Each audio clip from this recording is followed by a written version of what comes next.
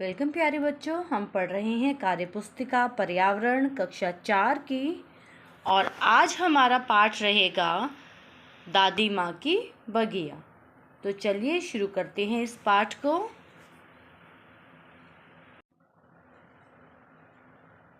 पहला प्रश्न है, आपके घर के आसपास कौन कौन से पेड़ पौधे हैं, उनके नाम लिखिए। तो बच्चों, आपके आसपास जो पेड़ पौधे हैं आप उनके नाम लिख सकते हैं। हमने लिखा है नीम, जामुन, पीपल, बरगद, शीशम, अमरूद, केला, कटहल आदि। ये हैं पेड़ों के नाम। और कुछ पौधों के नाम भी हमने लिखे हैं, तुलसी, गुलाब, गेंदा, गुड़हल, हल्दी आदि।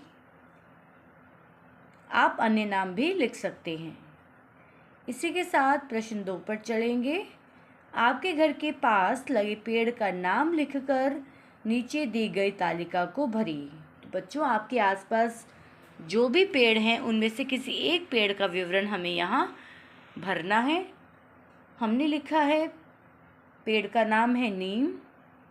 पेड़ की कितनी ऊंचाई होगी? लगभग 30 फीट। तना बट जाता है या नहीं? नहीं। क्या पत्ते टहनियों के दोनों ओर एक एक करके हैं या जोड़े में हैं? दोनों ओर होते हैं नीम के पेड़ में। पत्ते झड़ जाते हैं या पेड़ हमेशा हरा भरा रहता है? पत्ते झड़ जाते हैं। फूल किस मौसम में खिलते हैं? बसंत ऋतु में। फूल किस रंग का है? सफ़ेद। फूल सुगंधित है या नहीं? हाँ। पेड़ की जड़ें बाहर दिखती हैं या नहीं? नहीं। आप कोई अन्य पेड़ भी लिख सकते हैं और उसका विवरण इस तालिका के हिसाब से भर सकते हैं। इसी के साथ बढ़ते हैं हम अपने अगले प्रश्न पर, जो कि नेक्स्ट पेज पर है। प्रश्न नंबर 3 है, नीचे पेड़ पौधे के चित्र दिए गए हैं।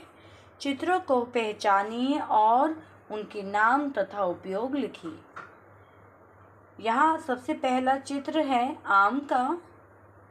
नाम है आम। कौन से काम में आता है? फल खाने, अचार व रस निकालने के काम में आता है। लकड़ी विभिन्न इमारती सामान बनाने में काम आती है। अगला है गुलाब का चित्र। नाम गुलाब।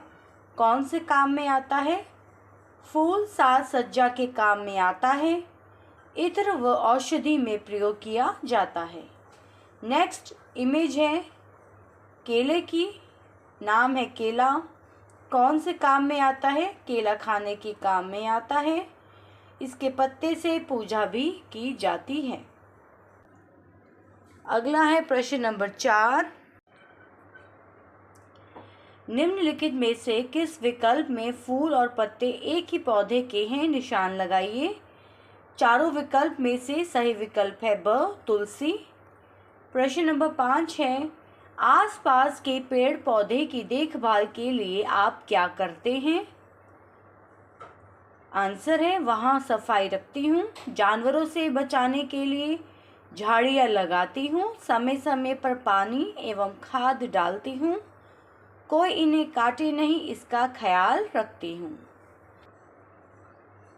प्रश्न 1 है, बगीचे या गमले में मिट्टी को भुरभुरा करने से क्या फ़ायदा होता है? आंसर है, पानी और खाद के अवशोषण को बढ़ाने के लिए मिट्टी को भुरभुरा किया जाता है। जब पौधे की जड़ नीचे तक जाती है तो पौधे अच्छे से सांस लेते हैं। नेक्स्ट है प्रश्न नंबर 2, निराई में इस्तेमाल किए जाने वाले उपकरणों के नाम लिखिए। खुरपी, कस्सी, कुदाल, power weeder machine, Pusa weeder machine, power tiller आदि। प्रश्न नंबर 3 है, निराई के फायदे क्या हैं? लिखिए। लगातार निराई करते रहने से फसल अच्छी होती है, फसल स्वस्थ एवं उत्पादन अच्छा होता है। प्रश्न नंबर 4 है, खरपतवार फसल के पौधों के लिए ज़रूरी पानी और उर्वरक का प्रयोग अपने लिए कर लेते हैं और पौधों की वृद्धि को भी प्रभावित करते हैं। किस अवस्था में खेत से खरपतवार निकालना ज़रूरी है? विकल्प स सही है, केवल 1 और 2। जहाँ लिखा गया है बीज बोने से पहले, और नंबर 2 है जब फसल वृद्धि की अवस्था में हो। प्रश्न नंबर 5 है कठोर और सूखी मिट्टी को खोदने और भुरभुरी करने में प्रयुक्त होने वाले उपकरण कौन सा है? सही का निशान लगाइए। तो यहाँ हम देख सकते हैं तीसरा विकल्प सही है। आगे प्रश्न नंबर 6 लकड़ी या धातु के हैंडल वाला एक उपकरण जिसमें एक लंबा ब्लेड लगा होता है, इसका उपयोग लंबी घास और पेड़ों की शाखाओं को काटने के लिए किया जाता है। निम्न में से कौन कौन है? सही का निशान लगाइए। दूसरा विकल्प सही है, हम देख सकते हैं यहाँ। प्रश्न नंबर 7 है पेड़ पौधों की देखभाल के लिए नीचे दिए गए उपकरण कौन कौन से उपयोग में आते हैं? लिखिए। यहाँ उपकरण दिखाए गए हैं, इनका उपयोग हमें बताना है। पहला है निराई और बुआई के उपयोग में आता है। सेकंड है शाखाओं को काटने में। तीसरा है डालियों एवं पत्तियों को काटने में काम आता है। और लास्ट है पौधों में पानी डालने के काम आता है। प्रश्न नंबर 1 है पौधों को सुबह या सायंकाल को पानी देना क्यों फायदेमंद होता है? आंसर है इस दौरान पौधों की जड़ें पानी को सोख लेती हैं और पौधों को भरपूर पोषण मिलता है। सेकंड है अमिता के पास कलियों और फूलों के साथ एक गमले में गुलाब की झाड़ी है। यदि वह 5 दिनों तक पौधे को पानी नहीं देगी तो सबसे पहले क्या होगा? द विकल्प सही है, गुलाब सूखकर भूरे रंग के हो जाएंगे।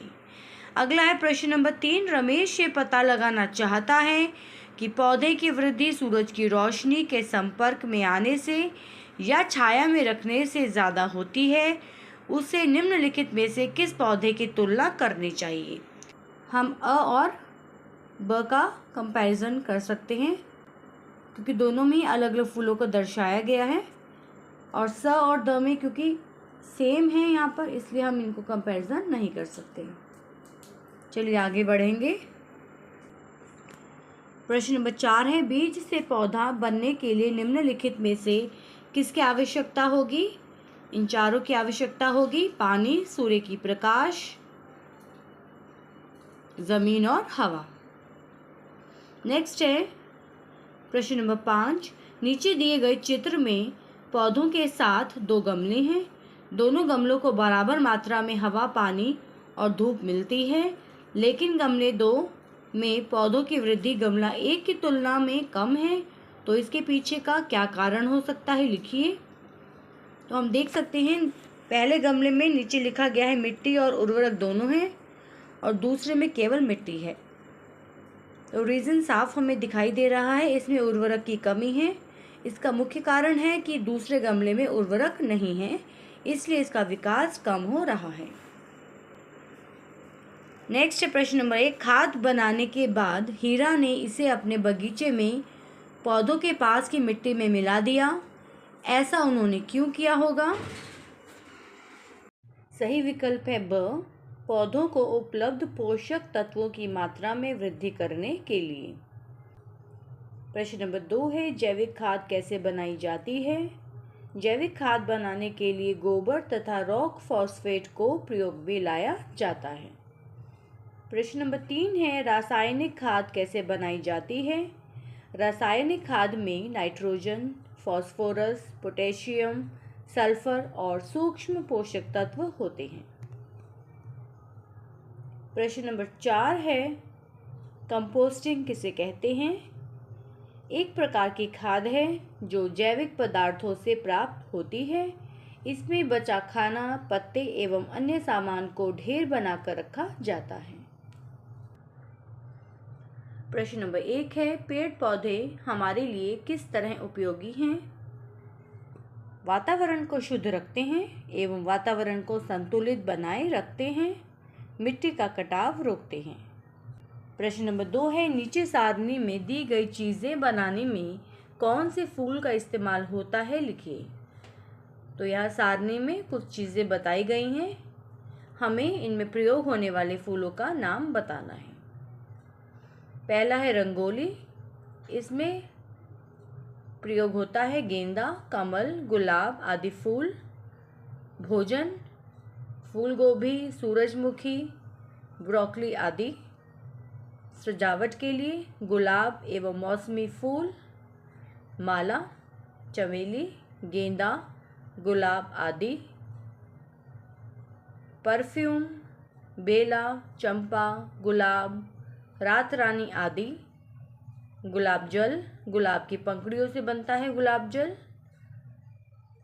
रंग टेसू ऑरेंज, हिबिस्कस लाल, गुलमोहर से नीला रंग बनता है, नीम से हरा, केसर से पीला इत्यादि। और लास्ट में है दवा, कुंभी फूल, गुलाब, केसर, गोदावरी आदि। प्रश्न नंबर 3 है गुलाब जल का क्या उपयोग है। गुलाब जल में एंटी डिप्रेशन और एंटी एंजाइटी गुण पाया जाता है। इसका प्रयोग स्ट्रेस कम करने के लिए किया जाता है। त्वचा संबंधी रोग के लिए भी इसका प्रयोग होता है।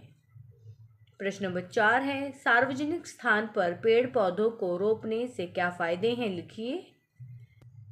पर्यावरण को अच्छा बनाने के लिए उपयुक्त है।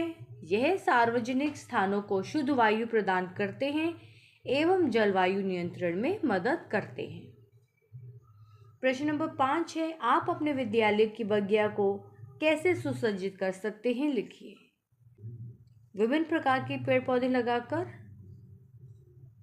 उसको साफ सुथरा रखकर एवं कई प्रकार के रंग बिरंगे फूल लगाकर हम अपने विद्यालय की बगिया को सुसज्जित कर सकते हैं।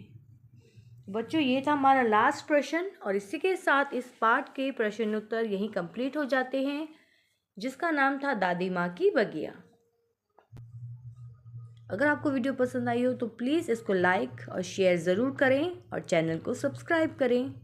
तो मिलते हैं एक नई वीडियो के साथ। थैंक यू बच्चों।